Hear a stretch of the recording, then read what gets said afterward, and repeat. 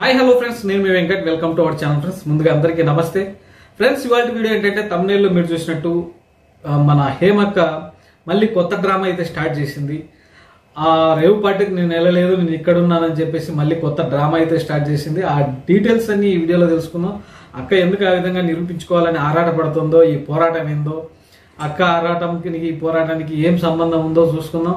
ఇక వీడియోలోకి వెళ్లే ముందు మీరు కనుక నా ఛానల్ని కొత్తగా చూస్తున్నా, ఇంతవరకు సబ్స్క్రైబ్ చేసుకోకపోయినా దయచేసి సబ్స్క్రైబ్ చేసి లైక్ చేసి మీ అభిప్రాయాన్ని కామెంట్ రూపంలో తెలియజేస్తారని కోరుకుంటూ ఇక వీడియోలోకి వెళ్దాం. ఫ్రెండ్స్, మామూలుగా రేవ్ పార్టీ గురించి రచ్చ జరుగుతూనే ఉంది, ఇది అందరికీ తెలిసిన విషయమే. రేవ్ పార్టీకి హేమ వెళ్ళలేదు అని ఆమె వర్షన్లో ఆమె చెప్తుంది. కానీ హేమ అయితే అక్కడ ఉంది అని చెప్పేసి పోలీసులు రక్త నమూనాలు కూడా రిలీజ్ చేశారు. రిలీజ్ చేసిన వాళ్ళలో ఎవరెవరి పేర్లు ఉన్నాయో కూడా మొత్తం చెప్పినారు. అయినా కూడా హేమ నేను పోలేదు అని నిరూపించుకోవడానికి మొన్ననేమో బిర్యానీ చేసి పెట్టింది ఇంట్లో, మళ్ళీ నిన్ననేమో మామిడికాయ ఊరగాయ పెడుతుంది. నేను ఇంట్లోనే ఉన్నా అని చెప్పేసి ఊరగాయ పెడుతుంది. మళ్ళా ఒక టీవీ ఛానల్లో ఇంటర్వ్యూ, నేను నా కూతురు గంజి తాగుతామని చెప్పింది. నాకు డౌట్ వచ్చింది, గంజాయా అని. గంజాయేమో మిస్ అయ్యి గంజి అని రాసుకున్నారేమో అనుకున్నా. కాదంట, వాళ్ళు చిన్నప్పటి నుంచి ఇప్పటి వరకు కూడా రోజుకు గంజి తాగుతారంట. ఏందో మరి నాకైతే అర్థం కాలేదు. ఎక్కువ గంజా ఏదో అర్థం కాకుంటుంది. అది ఒకసారి చూసుకో, ఓ టీవీ ఛానల్లో చెప్పే ఇంటర్వ్యూలో, యూట్యూబ్ ఛానల్లో, నేను నా కూతురు గంజి తాగుతామని. గంజాయి ఒకసారి చూసుకో. అట్లాగే చాలామంది నువ్వు పెట్టే ఊరగాయ గురించి కింద కామెంట్లు చూసుకుంటున్నావా లేదో. కృష్ణవేణి, నువ్వు పెట్టిన ఊరగాయ రేవు పార్టీలో నంచుకోవడానికి ఏం పెట్టినారు?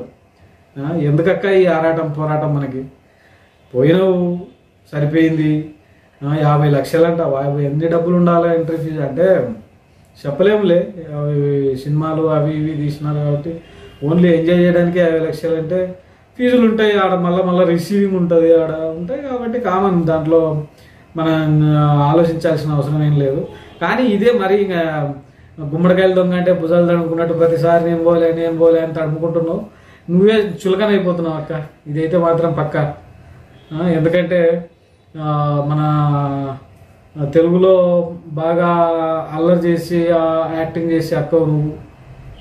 కానీ ఇట్లా అల్లరిపాలు కావక్క. ఎక్కడెక్కడి నుంచో వచ్చి కొంతమంది మంచి మంచి ఆర్టిస్టులు ఎదిగినారు.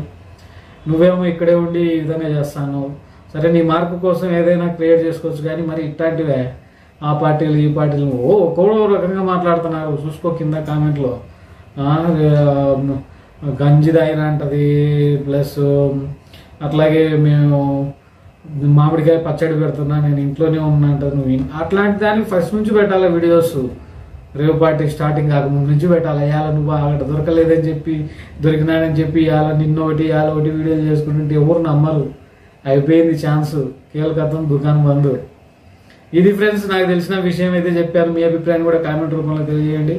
నెక్స్ట్ మళ్ళీ అక్క ఏ వంటతో వస్తుందో చూద్దాం. మొన్న బిర్యానీ పెట్టింది, దమ్ బిర్యానీ. నిన్న మామిడికాయ పచ్చడి పెట్టింది. ఇంక రేపు ఏం పెడుతుందో చూద్దాం. పెడితే మళ్ళీ వీడియోలో కలుద్దాం ఫ్రెండ్స్.